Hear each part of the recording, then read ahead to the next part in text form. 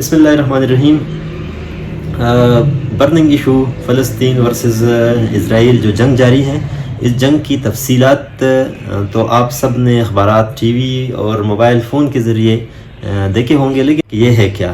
سب سے پہلی بات یہ سمجھنا ہے اور یہ کویسچن ہے کہ فلسطین، یروشلم، غزہ یہ کس کی ملکیت ہو سکتی ہے اور یا کس کے قبضے میں ہونی چاہیے یہ جگہ.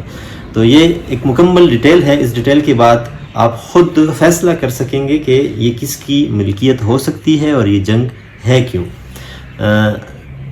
سب سے پہلے یروشلم حضرت سلیمان علیہ السلام نے 1047 میں اس کا بنیاد رکھا تھا ایز اے کیپٹل آف حضرت سلیمان علیہ السلام امپائر، اور اسی کو یروشلم عربی میں نام دیا گیا یروشلم، اور انگریزی میں اس کو جروشلم یا اس طرح کہتے ہیں. یہ اس کا تھا. اس کے ساتھ ساتھ حضرت سلیمان علیہ السلام نے یہاں پر ایک آپ کہہ سکتے ہیں کہ عبادت خانہ بنایا، جسے انگریز تاریخ میں ٹیمپل ماؤنٹ کہا جاتا ہے، لیکن ہم اسے عبادت خانہ، مسجد، کچھ بھی کہہ سکتے ہیں. وہ حضرت سلیمان علیہ السلام نے بنایا تھا. اور اس کے بعد بیبیلین، جسے ابابل کہتے ہیں، بابل کی حکومت آئی 586 میں، اور 586 میں جب ان کی حکومت آئی تو اسی حصے کو جس کو سلیمان علیہ السلام نے تعمیر کروایا تھا، اس کو انہوں نے گرا دیا اس کو. اور اس کے بعد پرشین مطلب ایرانین ان کی بھی امپائر آئی تھی، ان کی ایک سلطنت آئی تھی بیچ میں 300-400 سال کے لیے. تو انہوں نے دوبارہ اس کو بنایا، اس مقدس جو عبادت گاہ تھی اس کو بنایا. آپ سے مسجد کہہ سکتے ہیں، انگریزی سے ٹیمپل ماؤنٹ کہتے ہیں. اس کے بعد رومن کا دور آیا. اس میں انہوں نے اسی کو رومن امپائر نے اسی چیز کو تبدیل بھی کروایا اور دوبارہ بنایا، جس کو ماؤنٹ کہا جاتا ہے 2. اس کے بعد حضرت عیسیٰ علیہ السلام رومن امپائر میں اس کا جنم ہوا، وہاں پر پلے بڑھے اور انہوں نے تبلیغ شروع کی مذہب اسلام کی طرف. تو لوگوں کو مائل کرنا شروع کیا.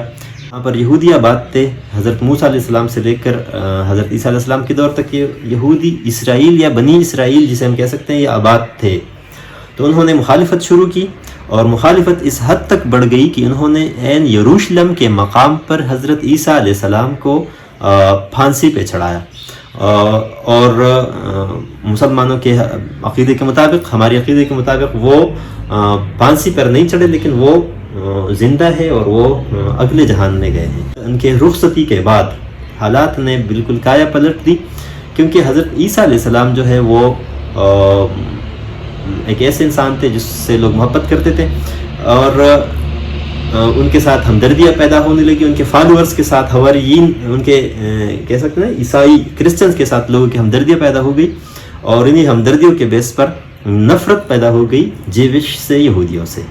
اس کے بعد 306 میں قسطنطنیس کلوروس ایک نام کا ایک بادشاہ آیا. انہوں نے حضرت عیسیٰ علیہ السلام کے مذہب کو قبول کیا، مطلب اسلام کو قبول کیا. وہ یہودی تھے، وہ پہلے یہودی تھے جو کہ حضرت عیسیٰ علیہ السلام کے فالوور بنے.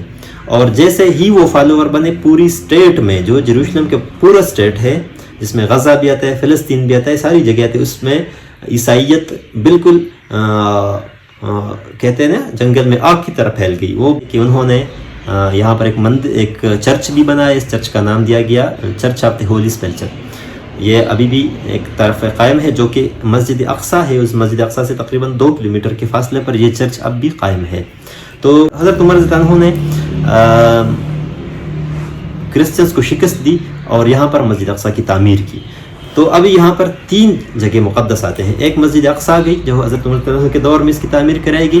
ایک ٹیمپل ماؤنٹ آ گیا جو کہ حضرت سلیمان علیہ السلام کے دور سے چلا رہا تھا، لیکن اس کو تو گرا دیا گیا تھا اور اس کی جگہ صرف اب ایک دیوار رہ گئی ہے. تو اس کو وال آف ماؤنٹ کہتے ہیں، وال آف ماؤنٹ ٹیمپل کہتے ہیں، جس کو یہودی آج تک اس کو عبادت کرتے ہیں. اس کے بعد تیسری جو چیز ہے وہ چرچ ہے جو کہ عیسائیوں کی ہے. تو بیسیکلی یہ 3 بڑے مذہبوں کے کہہ سکتے ہیں کہ کانفلکٹ میں آ گئی یہ جگہ. عیسائیوں اور مسلمانوں سے تھوڑی بہت ہمدردی تھی، لیکن یہودیوں نے جو پہلے کیا تھا عیسیٰ علیہ السلام کے ساتھ، اس کی وجہ سے لوگ یہودیوں سے محبت نہیں کرتے تھے, نفرت کرتے تھے. ان کے ساتھ مختلف قسم کے اگر کاروباری مواقع آئے تو یہ لوگ سود کرتے تھے. اس طرح ڈھاکہ, راہزنی, اس طرح کی چیزوں میں یہود شامل تھے. تو لوگوں نے اس کا بائیکاٹ کرنا شروع کر دیا اور ان کو اپنے علاقوں سے, غزہ سے, فلسطین سے وہ دھیرے دھیرے وہ نکلنے شروع ہو گئے. تو 717 سے ان کی یہ ہجرت کہہ سکتے ہیں پوری دنیا میں وہ پھیل گئے. 1100 میں یہ مکمل ختم ہو گئے فلسطین کی سرزمین سے اور مکمل نکل گئے.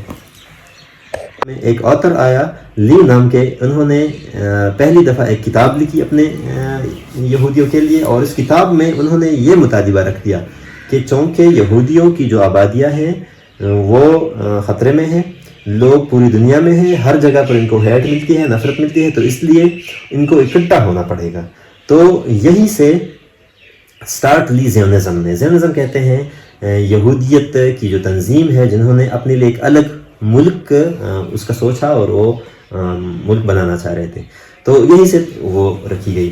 اس کے بعد دھیرے دھیرے کر کے آ گئی ورلڈ وار 1, مطلب پہلی جنگ عظیم.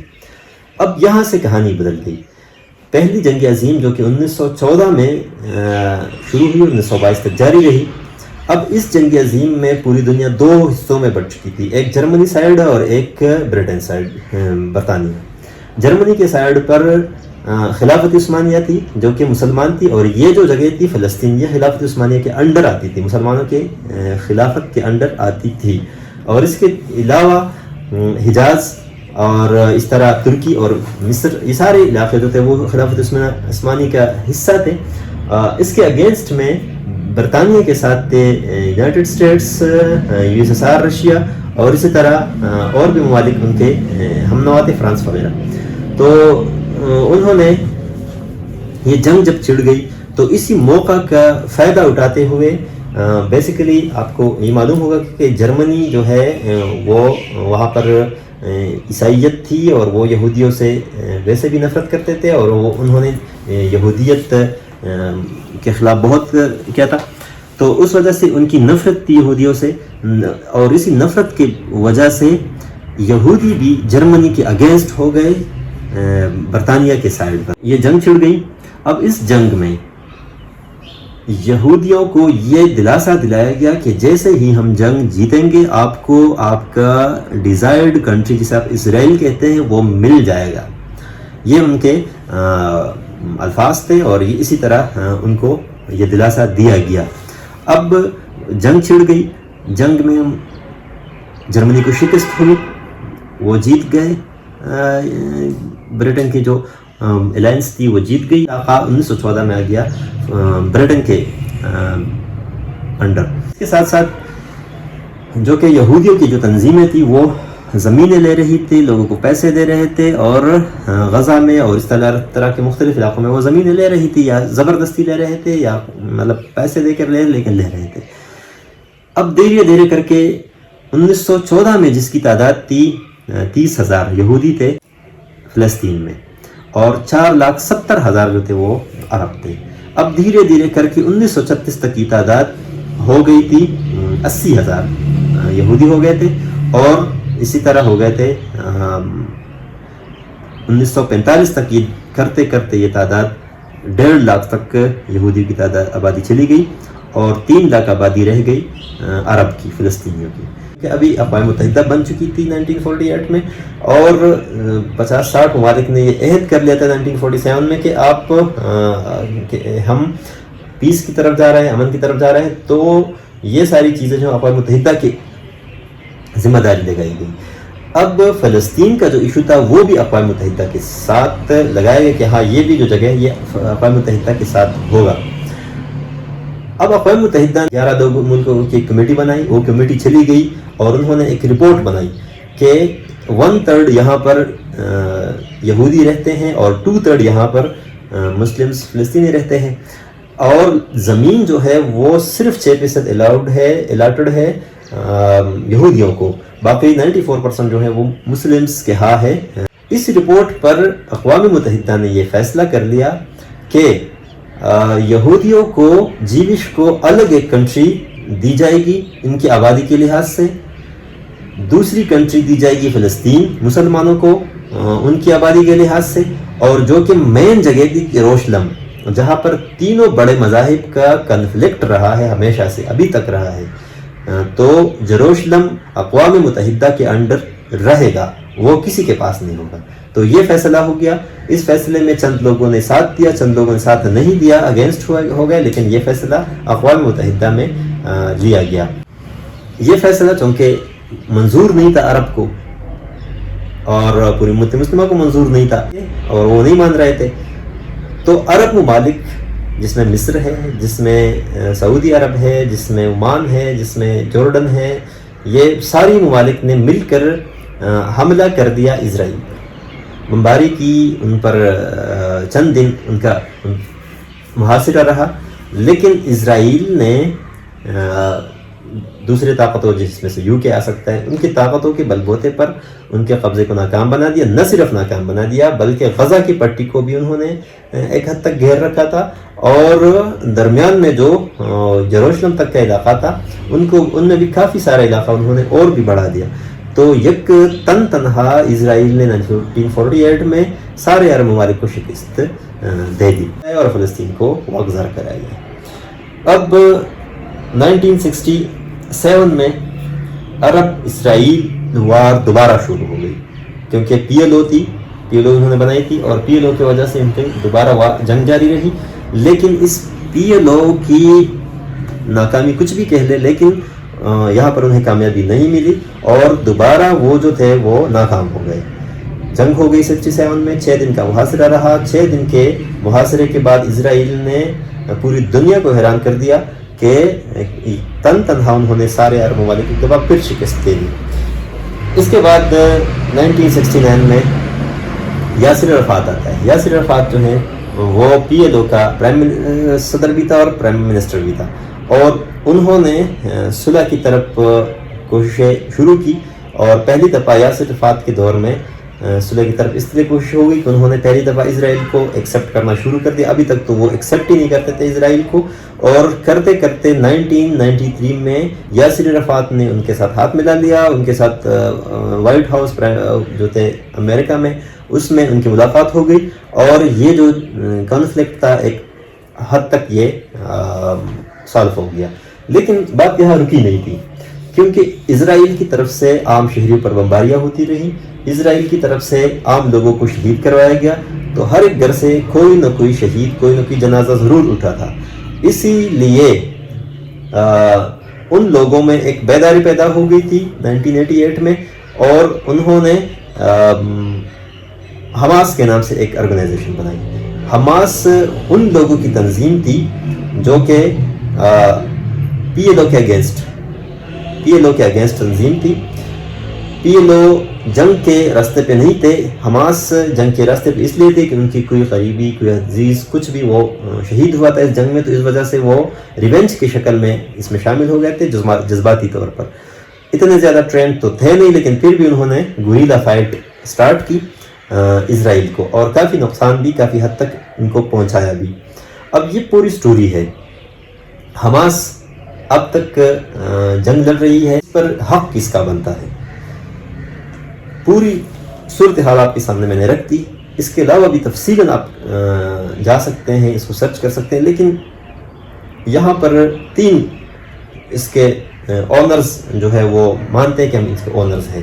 عیسائی ہیں کیونکہ ان کی حکومت رہی ہے بہت عرصے تک، وہاں پر چرچ بھی ہے، مقدس جگہ ہے ان کی۔ اسی طرح دوسری جو بات ہے وہ ماؤنٹ ہے، اور اسی ماؤنٹ کو وال آف ماؤنٹ ہے، اسی وال آف ماؤنٹ کو یہ لوگ پوجا کرتے ہیں، اس کی بات کرتے ہیں یہودی۔ اور تیسری جو اہم بات ہے قبلہ والے مسلمانوں کی ہے۔ قبلہ وال ہمارے یہاں یہ بھی ہے کہ رسول اللہ صلی اللہ علیہ وسلم یہاں سے معراج کی طرف سفر پہ گئے تھے، اور اس طرح ہماری ایک ایموشنل اور ایمانی جذبہ اس کے ساتھ ہے۔ تو اب ان تینوں میں حق پہ اور اس کا حق کیا بنتا ہے، تو مختصراً اس کو ذرا سمجھنے کی کوشش کیجیے۔ نمبر 1، سلیمان علیہ السلام جس دین پہ تھا وہ اس دین پہ حضرت عیسیٰ علیہ السلام بھی تھے، اور اسی اسلام پہ حضرت موسیٰ علیہ السلام بھی تھے، اور اسی اسلام پہ حضرت محمد صلی اللہ علیہ وآلہ وسلم بھی ہے۔ شریعتوں میں تھوڑی بہت افراق و تفریق ہو سکتی ہے، لیکن مذہب سب کا ایک ہی تھا، تو اگر مذہب کو آپ کاؤنٹ کرتے ہیں تو حضرت سلیمان علیہ السلام سے لے کر رسول اللہ صلی اللہ علیہ وسلم تک، عمر فاروق صلاح الدین ایوبی تک، یہ سارے جو تھے یہ جگہ مسلمانوں کی ملکیت، اسلام کی ملکیت سمجھی جا سکتی ہے۔ اسرائیل وہ اس لیے اپنی ملکیت کا دعویٰ کرتے ہیں کہ حضرت سلیمان علیہ السلام کے دور سے یہ ہمارے پاس ہے اور ہم بنی اسرائیل ہے، موسیٰ علیہ السلام کے فالوورز ہیں اور ہم نے یہاں پر وقت گزارا ہے، اس لیے ان کا یہ ہے۔